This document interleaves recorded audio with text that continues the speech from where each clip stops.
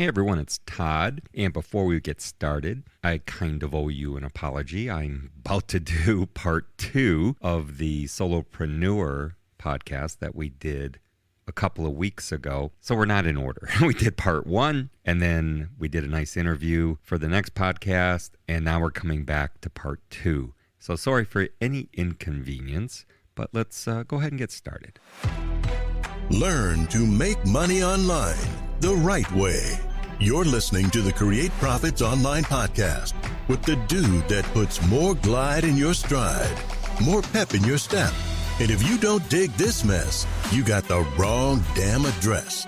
From the back of the shack, getting down to the nitty-gritty in the big city, here's your host, Todd Snively. And he's looking damn pretty. Let's go. That's right. Let's go. And I'm not feeling damn pretty right now, I'll tell you that much. I am back in Las Vegas having the time of my life. I love my Las Vegas home. And we stayed out kind of late last night. I had a friend wanted to go down to Fremont Street. And if you've ever been on Fremont Street, it's more like Freakmont Street. And some really cool stuff down there. But let's get to it. Let's get back to our series on being a solopreneur and how to be a successful solopreneur. And we're up to the point where I want to talk about staying productive. We finished the last part talking about the time management tools. Once you have all of your time management tools in place, you're going to want to actually stay productive. Now, have you heard this? I think it's a Newton's law. An object at rest stays at rest, and an object in motion stays in motion. Very famous Newton's physics law. Well, guess what? It can also be applied to motivation. When you're productive, it's much easier to stay productive. And when you're not completing tasks, it's much harder to start again. Now, there's plenty of ways that you can stay productive. And while it might be difficult at first, continuing to be productive will get easier over time. And here's what you're going to want to do. You need to follow a consistent routine. That consistent routine is going to greatly benefit you, especially if you're working from home. Your daily schedule should be unique to you. But here's some tips for you to start building out your plan. First, wake up at the same time each day. You have no idea of how important that is. Once you start varying the time of day that you're getting up, you're never going to ever be able to be consistent with a routine. When you are up, don't open the social media or don't go online right away. You want to start with some exercise or stretching and follow that up by a shower. Fresh, clean, ready for your productive day. And by all means, make sure you have breakfast.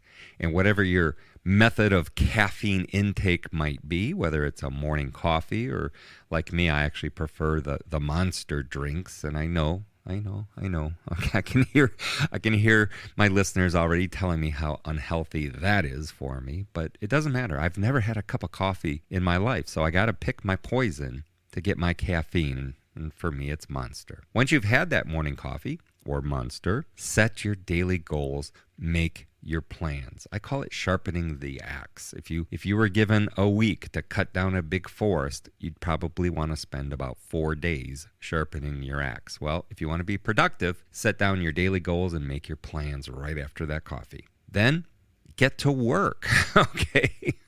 Now, if you're like me and you have a dedicated workspace in your home that's just for work, you're going to head over to there, you're going to start working. Now, make sure, though, to take some breaks. It's no good to sit in your workspace for 8 hours and just, be working constantly. You want to take breaks. I actually will take a break and just walk around the outside of the house. I'll go out to my swimming pool and walk out there. I'll go out front and just walk around a little bit. I'll grab the mailbox key and go get my mail. I'm taking breaks. I'll go into the house. I say into the house because my home office, it's actually separated from the rest of the house, but connected by our garage. So I can literally walk through the garage into my home, give my wife a hug, spend some time talking to her, but I'm taking a break. Okay, I'm not working every single minute. Then the other thing you want to try to do is finish at the same time every day. Now, some people are going to say, but Todd, I've got a project, I got a website I'm working on, I got this, I got that, I got the other thing, and I want to work till 3 a.m. today. Well, that's okay. I mean, I'm not saying you can't do that. I'm just saying that if you really want to get that life balance down, whatever it is in your situation, try to finish at the same time every day. Now, by following the same routine every day, you're going to have an easier time staying productive. When you start going through your steps, your brain will start getting into this work mode.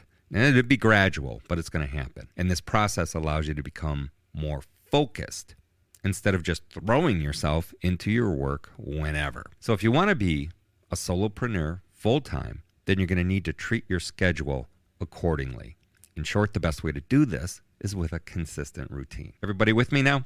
Consistent routine. The next thing you want to do is kind of get organized. You're going to want to organize pretty much everything in your life, all right? It's much easier to work when you're surrounded by a neat environment. Now, understand this is coming from somebody who didn't learn this for many decades. I used to work in a controlled chaos, and if someone wanted to move something on my desk, I just absolutely lost it because I knew where everything was on my desk. However, you will want to organize everything, all right? Make plenty of lists. You're going to want to work on essential tasks first and then work your way down to smaller ones. It's easier to do this when you're organized. And it helps to use your own project management system. I'd said before, Asana is one that I use.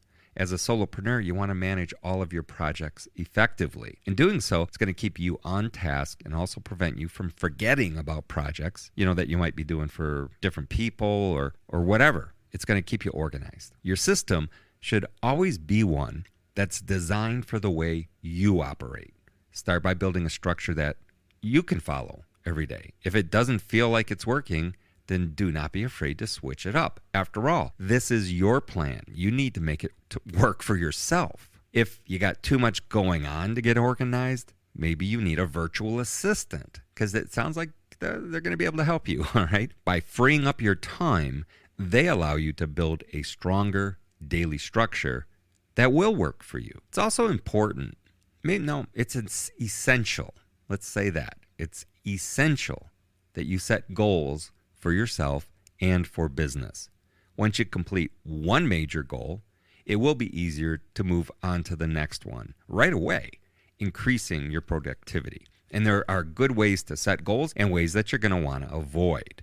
You should always set goals that are achievable. If you cannot meet your goals, you're going to become discouraged, and this can easily lead to drops in your productivity. Achievable goals include daily, weekly, and monthly goals. To set an achievable goal, I'll give you an easy to remember this. It's called SMART. This stands for specific, measurable, attainable, relevant, and time, period. You want your goals to be specific. For instance, have a daily goal of starting work on time or earning a certain amount of revenue in one day. Then you're going to want to check in with your weekly goals and so on. By setting these specific goals, you will know the exact standards to consider the goal complete. When we're vague, it can be difficult to know when we're done with a task. Next, your goal needs to be measurable. Saying, I want to earn more money this month than the last is fine, but how much more do you want to earn? A better goal would be, I want to earn $2,000 more this month in revenue. That way you know when you've completed the goal, right? When you've hit the mark. Plus, it's going to be easier to figure out exactly what you have to do to accomplish that goal. Remember, all goals should be attainable. Don't say, I want to make an extra $1 million next month, unless you have a really, really, really good plan on how to accomplish that. An attainable goal is something you can reasonably accomplish. While having high goals is great, you want to save those for the long term. Keep your current goals simple. And is your goal relevant? Think about your business focus, what you want to achieve. All of your goals should revolve around your business and improving your professional skills. Finally, always add a time period to your goals. That way you can strive to complete them while they are relevant to you. Plus, this increases productivity and prevents you from skipping important goals. Make sure that you're staying productive, especially working out of the house. As a solopreneur, you're likely going to be working from home. There is a big difference between an office environment and a home office. It can be normal to take some time to adjust. Here's some tips that'll allow you to be more productive, or actually even stay productive at home. Separate the work and home spaces. I just explained how my home office is pretty well separated from my entire house, like a casita. Make sure you stick to a routine. So important. And keep your work area neat. I don't care what your justifications are for working in a pigsty. Keep it neat.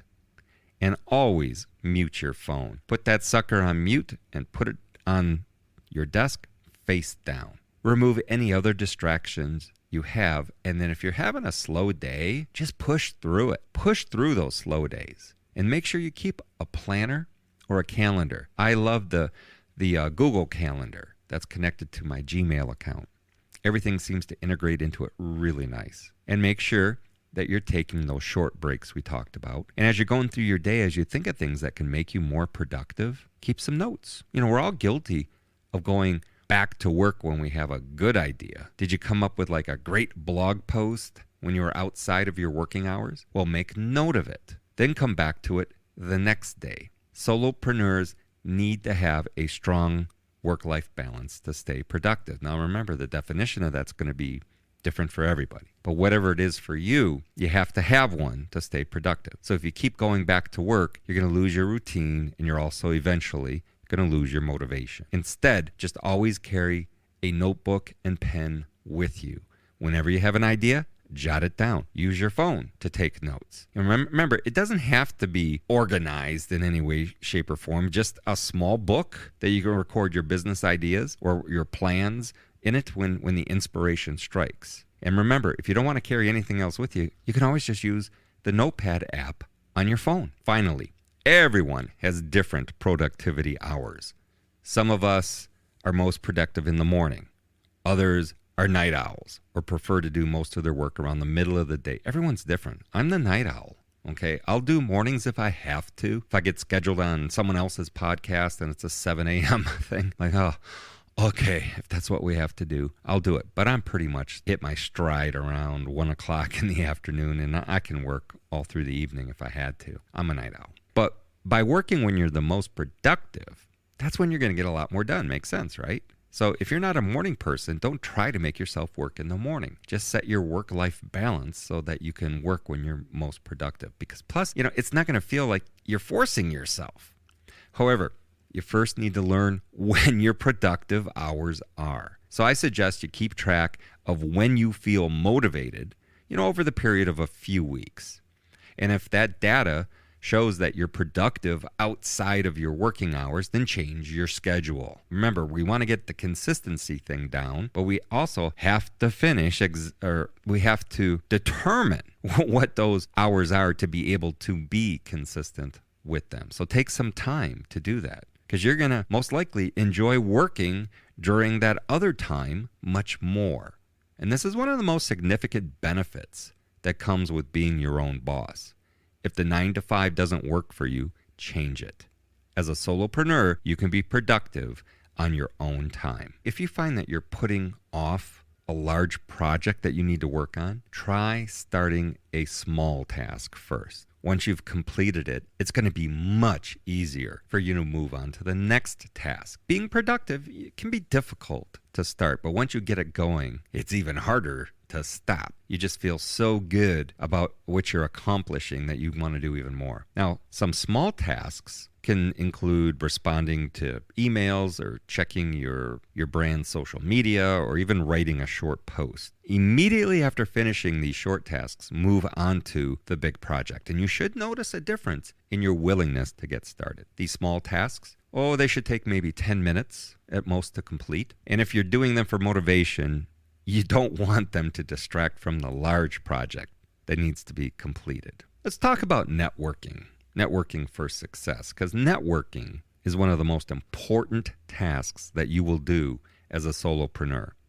By networking, you're going to be improving your traffic, conversions, and audience awareness. These are the benefits of building a strong network. More referrals, new clients. You're going to meet more solopreneurs.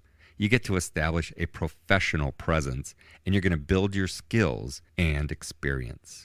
One of the easiest ways to start building your network is to attend conferences and seminars. Any workshop setting where you know there will be other solopreneurs is the perfect place to start. These events are perfect for talking with other people in your field. Now, by attending, you're going to be connecting with others and building professional relationships, which can easily lead to strong networks. You want to build a community that can help your business grow, and the best way to do that is to simply put yourself out there. Next, once you have a small network started, you're going to want to branch it out.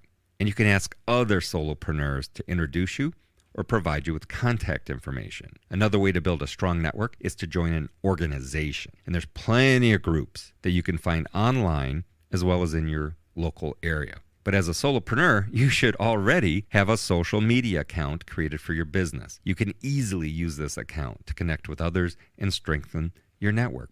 Platforms like Facebook, Instagram, Twitter, they're perfect for this. To start, ensure that your profile is up to date and that your business has been posting content often. And here's some social media tips for your profile. Check that whenever you post a link, it actually works. If you're going to use hashtags, make sure they're relevant. And respond to comments in a timely manner. That's excellent engagement for you. So when someone makes a comment, make sure you respond to it in a timely manner. Make sure that your contact info is easy to see. Wherever you want them to reach out to you, make sure they can easily find it. All images should follow your brand identity along with the color themes that you've developed. A solopreneur's social media page always needs to be updated. You're going to want to check in on it often during your working hours to make sure you're not missing out on any networking opportunities. If someone reaches out to you, you will want to respond as soon as you are online. So social media, it's an amazing networking tool, and you're going to want to utilize it to its full potential. Now, if you don't have the time to dedicate to social media management, you can always outsource this task. Social media managers or a virtual assistant will be able to help you greatly on this front. And please realize that we're talking about using the social media for your business, not just getting on there to scroll and waste time. It has to benefit your business. Another essential part of networking includes building your audience. To do this online, you need to do the following with your brand's social media. You have to add quality content regularly. You have to engage your audience with content. You have to interact with them, comment, like the posts, post content that's relevant, and try even social media advertising. There's a lot of good programs out there that will help you get the word out faster, of course, for a price. Try making videos. Try doing a podcast. Develop your content marketing strategies, and by regularly posting and engaging with your audience, you're going to notice more people interacting with your brand. As your audience grows, so does your exposure, which is excellent for business networking. You want to create and upload content that people will want to share, which means you need to spend a good amount of time on it. And there's content creation studios out there, who will make videos for you. I mean, there are also plenty of writing and graphic design freelancers who would be able to assist you in creating all kinds of content. And if you have the time, you can also make the content yourself. You're going to want to make sure that everything you post under your brand's name is high quality and compelling. Many solopreneurs who are starting out will make a majority of the content themselves until they can afford to outsource more of their work. So expect that. Right now, if your wallet can't get it done, you're going to have to do it. Next, you're going to want to conduct research into your audience. You need to determine who your target demographic is and then go from there. Who's your ideal customers? You're going to want to use analytics to see who's responding the most to your social media content. Analytics tools can be used to see what sorts of people are viewing your pages. You can then use that information to build ideas and content that's tailored to them. By conducting your research, you're going to benefit your traffic levels.